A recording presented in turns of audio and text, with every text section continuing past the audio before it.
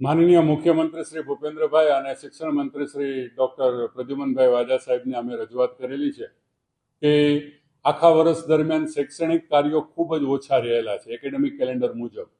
કારણ કે આપણે જે છે છેલ્લા 3 વર્ષની અંદર સીબીએસઈ બોર્ડ સાથે તાલમેલ કરવા માટે જે આપણી બોર્ડની પરીક્ષાઓ એ માર્ચ મહિનામાં લેવાતી હતી તેને બદલે હવે એ ફેબ્રુઆરી મહિનાની 25 તારીખની આસપાસ જે છે એ લેવાય છે. તેથી આમ પણ બીજી ટર્મની અંદર આપણા શૈક્ષણિક જે કાર્યના દિવસો છે એ ગઈટા છે.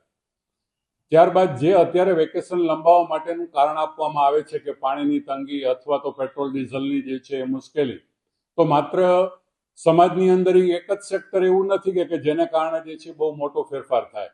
ખરેખર પેટ્રોલ અને ડીઝલની જો તંગી હોય તો સમાજના એવા ઘણા બધા ક્ષેત્રો છે કે તેની અંદર જો કાપ મૂકીએ તો કદાચ શિક્ષણની અંદર જે છે લંબાવવા કરતાં એમાં જો કાપ મૂકીએ તો ઘણું બધું પેટ્રોલ અને ડીઝલની બચત આપણે કરી શકીએ એમ છીએ. કારણ કે આજે શાળાની અંદર કદાચ 1 કરોડ વિદ્યાર્થીઓ અભ્યાસ કરતા હોય તો નાના બાળકો તો કોઈ પોતાના વાહનો લઈને જે છે આવતા નથી હોતા, એટલે એને કારણે કોઈ ફરક નથી પડતો. તેમજ જો વિદ્યાર્થીને જે છે ઘરે જ રાખવામાં આવશે અને જો શાળાએ નહીં બોલાવવામાં આવે તો જે 5 કલાક શાળાએ રહેવાના છે એને બદલે કદાચ 5 કલાકે પોતાનું સ્કૂટર કે વાહન લઈ અને જે છે રખડશે તો કદાચ પેટ્રોલ ડીઝલ જે છે વધારે વપરાશે. એટલે એનો ઉકેલ નથી.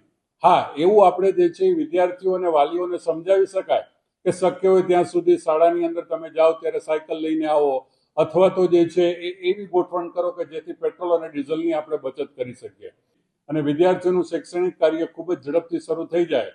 આપણે જે છે 35 દિવસનું ઓલરેડી વેકેશન આપી ચૂક્યા છીએ અને હવે જે છે આનાથી વધારે 10 દિવસ આપવું એ હું એવું માનું છું કે વાલી અને વિદ્યાર્થીઓ એ બંનેને અન્યાય કરતા રહેશે.